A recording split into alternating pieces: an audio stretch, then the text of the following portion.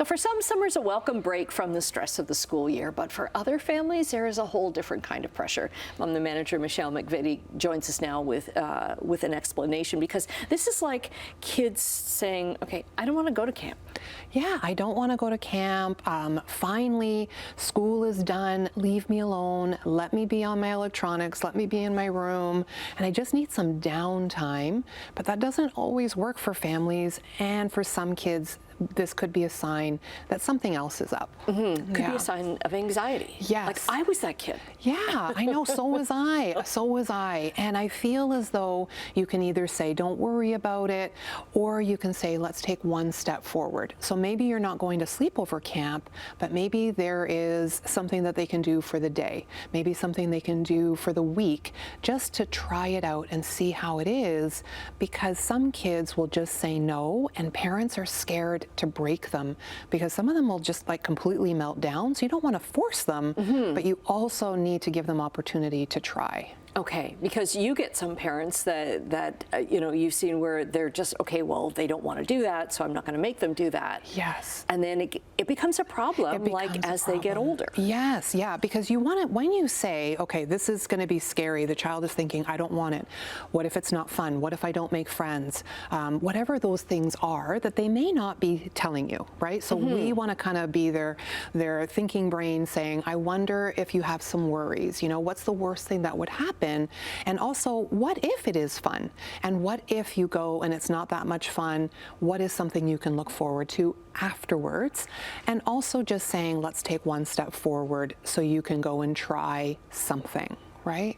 Because a lot of times for parents, like they need a child, they need some structure because both parents working or single parent working. Right, right. And going to camp, doing the things, trying something different could be hard for a child to transition. So that's where you're wanting to talk to the camp. Maybe you're wanting to talk to, you know, the kid that is running a program, the child that is running the program, or not a child, but, you know, whatever. I'm thinking of Soupy. I don't even know if they have Soupies anymore. I think they do. I think I'm aging myself here, you know, but maybe you're going and you're checking in to see what is going on here.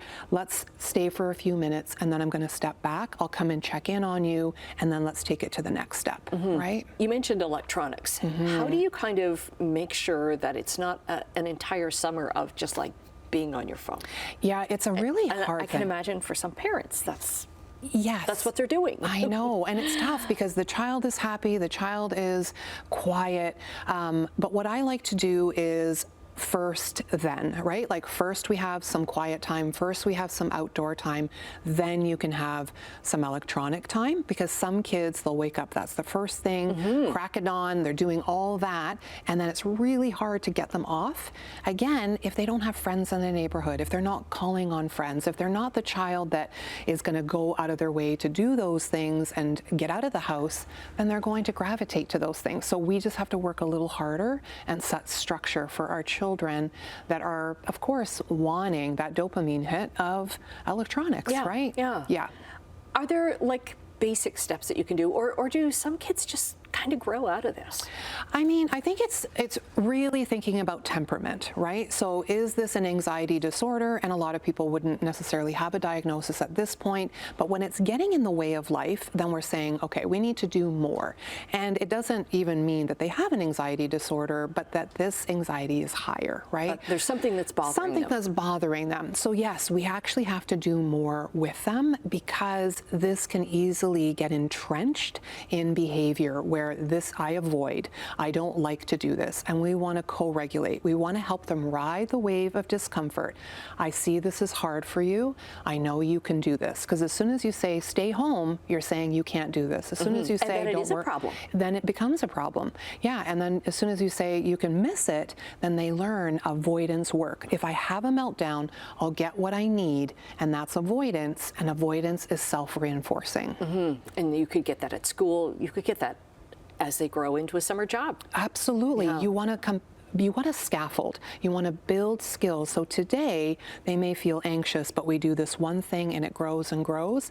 I think of my own daughter. You know, we're in BC. You know, and I think she used to be an anxious kid, and now she's in university in British Columbia, and I feel better because we worked on things. Okay. Right? Always great to have you chatting with us.